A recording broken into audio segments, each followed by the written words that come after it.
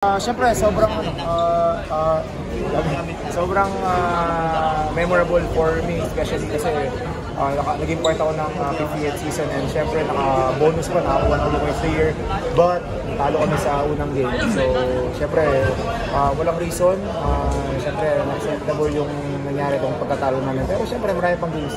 So, kailangan lang namin makabawi.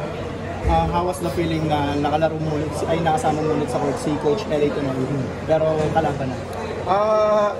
Yun yung pinakamahirap na part for us sa Ginebra. Siyempre, kahit wala pa ako yung Ginebra fans talaga na talagang sanay na makita si Kuya L.A. maglaro sa Ginebra na nakasuot ng uniform. But siyempre, for us, for me, na naabutan ko siya, siyempre sobrang thankful ako, blessed ako na isa ako sa mga naturo ni Kuya L.A. And siyempre, sa other side, medyo parang masakit dahil nga nasa kabilang team siya. Pero sobrang happy ako kay Kuya L.A. Siyempre, tuloy-tuloy yung naging career niya and hanggang ngayon, napunta siya sa Magnolia. After niya makakuha ng gold sa Batang Liga. So,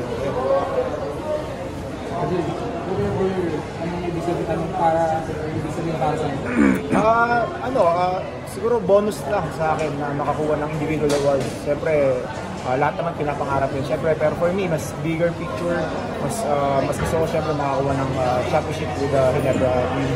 And yun nga, sabi ko, para sa akin. So, thankful lang ako dahil yun nabigay sa akin. RJ, is it an added motivation ba or added pressure for you at nakapanalo mo lang?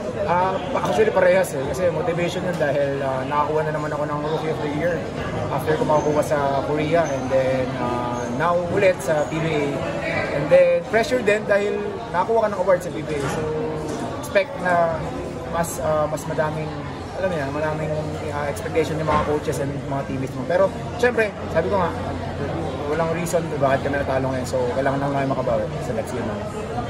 Hira lang ang dalawang Rookie of the Year sa pro eh. Yun nga medyo hindi nakakapaniwala dahil back-to-back Rookie of the Year, parang kalokohan, di ba? So, pero yung isa kasi sa Korea, kaya medyo kapaniwala. Pero syempre sa PBA, walang back-to-back Rookie of the Year. Medyo angan-angan. Yun lang naman. Pero thankful ako dahil nabigay nga sa akin yung Rookie of the Year. Syempre, thank you. Kumbaga lahat naman deserving sa mga nakasama ko, sa mga naging nominee. Pero syempre, blessed ako na binigay sa akin. Anong advice ni Coach Johnny after mo manalo mo? Magpakain. Magpakain daw ako. Thank you, Tito. Napapadalas yung pag-engage mo sa mga bashers. Ano yung intentional ba siya or trick lang? Hindi, love ko sila eh. Kaya ganun. Siyempre, kailangan din nila ng kausap. Diba? Malay mo, busy, ano na silang magawa. So, kailangan ko lang din sila. Malay mo, gutom sila. Kaya, yun lang guys. Thank you.